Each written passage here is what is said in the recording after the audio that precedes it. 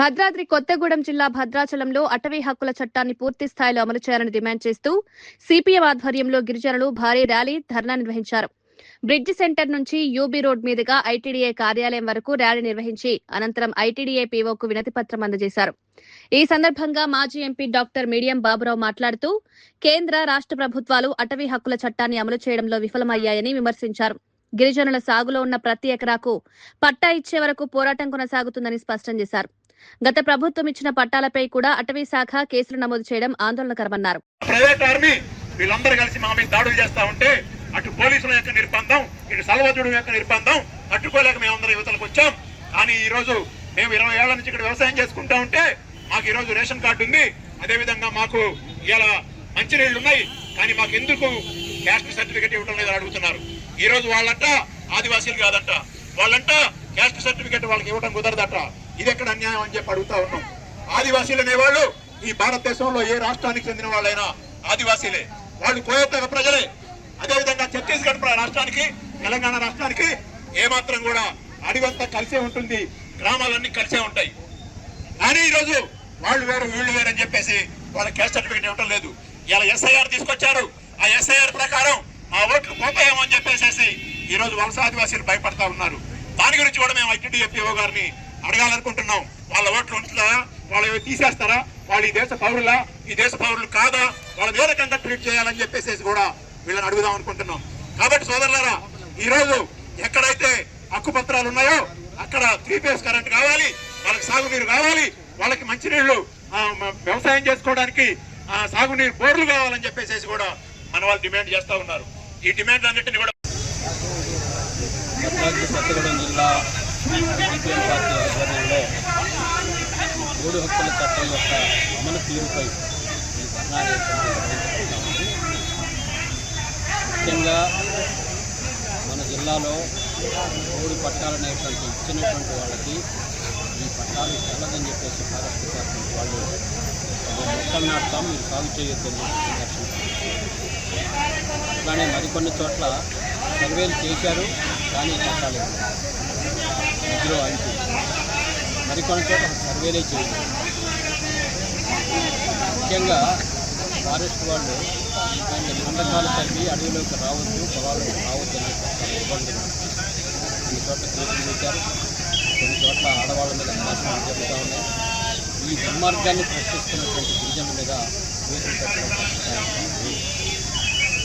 అట్లానే చట్టంలో 10 ఎకరాల వరకు ఈ కుటుంబానికి ఇవ్వచ్చు అని చెప్పే చట్టంలో స్పష్టంగా ఉంటే మన జిల్లాలో ప్రత్యేకించి 4-5 ఎకరాలకు మించి ఒక కుటుంబానికి రాలేదు. ఆ వచ్చిన 4 ఎకరాల్లో కూడా మళ్ళీ సగం మేము ప్లాంటేషన్ చేస్తామని రావడం చాలా తగులుతో అన్యాయం. ఇది కాక అసలు రాజకీయంగా ఈ రోజున ఫారెస్ట్ డిపార్ట్మెంట్ని ప్రభుత్వం వినియోగిస్తుందా ఎందుచేతనంటే వీళ్ళు ముఖ్యంగా స్థానిక ఆదివాసులనే కాకుండా వలస ఆదివాసుల మీద పూర్తిగా దౌర్జన్యాలు చేస్తూ ఉన్నారు. ఇక్కడ సాగు చేసుకోవడానికి లేదు, వీళ్ళు బ్రతకొద్దన్న పద్ధతిలో వాళ్ళు చేస్తున్నారు, వాళ్ళకి కనీసం లేదు. సో ఈ స్థితిలో మనం ఈ ఫారెస్ట్ వాళ్ళు చేస్తున్నటువంటి హరాస్మెంట్ ఆపాలా. చట్టంలో పేర్కొన్నట్టుగా సర్వే చేయని వాళ్ళని సర్వే చేసిన వాళ్ళని కుటుంబం ఎంత ఆక్రమణలో ఉందో అంత ఆక్రమణ 10 ఎకరాలకి మించకుండా పట్టా ఇవ్వాలని చెప్పేసి బీజేపీ ప్రభుత్వం వచ్చిన తర్వాత ముఖ్యంగా 2023లో అటవీ పరిరక్షణ పర్యావరణ చట్టం అని చెప్పేసి 2023లో చట్టం. ఈ చట్టంలో ఫారెస్ట్ రైట్స్ యాక్ట్లోనూ కానీ ఈసా చట్టంలో కానీ ఉండేటువంటి గ్రామసభ అధికారాన్ని కుదించడమే కాదు, మ్యాండేటరీ కాదంటున్నారు. గ్రామసభ తీర్మానం అక్కర్లేదంట. ఇది చట్టం యొక్క స్ఫూర్తి వ్యతిరేకం. చట్టంలో చాలా స్పష్టంగా గ్రామసభ యొక్క తీర్మానమే కీలకం. ఎక్కడ ఇవ్వాలా, ఎంత ఇవ్వాలా, భూమి వాళ్ళు ఎప్పటి నుంచి సాగులో ఉన్నారు గుర్తించాల్సింది గ్రామసభే. ఎఫ్ఆర్సీ కమిటీ, అట్లాంటి కమిటీకి ఈసా చట్టంలో ఉండేటువంటి గ్రామసభ అధికారులు కూడా ఈ చట్టం కొత్తగా వచ్చినటువంటి బీజేపీ చట్టం చేసేస్తూ ఉంది, పెనాల్టీని పెంచుతూ ఉంది. అసలు అడవిలోకి వెళ్ళడమే నేరంగా భావించేటువంటి సవరణల్ని తీసుకొచ్చింది.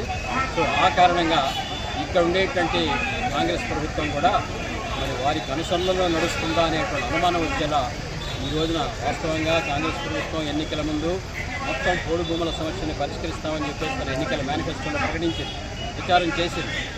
మరి అట్లాంటి వాళ్ళు ఇప్పుడు సీతక్కతో సహా అనేక మంది ఈరోజు మంత్రులై ఉన్నారు. వారు కనీసం 2 ఏళ్ళు అయిపోయినా ఇప్పటికి కూడా వాళ్ళ వాగ్దానాన్ని వాళ్ళు నెరవేర్చేటట్టు లేదు. వాళ్ళు 4.5 లక్షలు ఇచ్చామని క్లెయిమ్ చేస్తామన్నారు బీఆర్ఎస్ వాళ్ళు. కానీ కనీసం వీళ్ళు 4 ఎకరాలు కూడా ఇవ్వలేనటువంటి పరిస్థితి ఎందుకు కొనసాగుతుంది? నిజంగానే మీరు బీజేపీ సవరణ చేసిన చట్టాన్ని మీరు అమలు చేస్తున్నారా అనేటువంటి వాటికి జవాబు చెప్పాలా. ఆ సవరణ చట్టం చాలా వ్యతిరేకంగా ఉంది గిరిజనులకి, మూడు హక్కుల చట్టానికి. సో దాన్ని అమలు చేయకుండా తిరస్కరించాలి. చాలా రాష్ట్రాల్లో జరుగుతూ ఉంది. కానీ కాంగ్రెస్ పాలిత రాష్ట్రమైనటువంటి తెలంగాణలో మాత్రం జరగడం లేదు. ఎందుకంటే సమస్య యొక్క తీవ్రత కూడా ఇక్కడ ఎక్కువగా ఉంది. అందువల్ల ఇక్కడ జరిపి తీరాలి. ఇది మీ వాగ్దానం. కాబట్టి కాంగ్రెస్ ప్రభుత్వ విజ్ఞాపన ఏమిటంటే మీరు తక్షణం ఈ ఫారెస్ట్ హెరాస్మెంట్స్ ఆపి భూములు పంపిణీ అనేటువంటి ప్రక్రియను పూర్తి చేయండి. ఆ ప్రక్రియ పూర్తి కాగా మిగిలిన భూములు ఏదైనా తగాదాలు ఉంటే అది ఎవరికనేటువంటిది దాన్ని చట్టరీత్యానే పరిష్కారం చేసుకోవచ్చు. కాబట్టి ఈ 2 డిమాండ్ల మీద ఈరోజు ధర్నా పెట్టాం. ప్రభుత్వం దీన్ని వినకపోతే మళ్ళీ బీఆర్ఎస్ ప్రభుత్వం మీద ఎట్లాంటి పోరాటాలు అయితే చేశామో 100 దాకా వెళ్ళింది మొదలైంది. ఇప్పుడు కూడా అక్షరావుపేట నుంచి ఆదిలాబాద్ దాకా బంద్ చేసేదానికి కూడా సిద్ధం. అందుకని ప్రభుత్వం వీటన్నిటి దృష్టిలో పెట్టుకొని ఈ చట్టాన్ని అమల్లో తగిన చర్యలు తీసుకోవాలని చెప్పేసి నేను కోరుతున్నాను.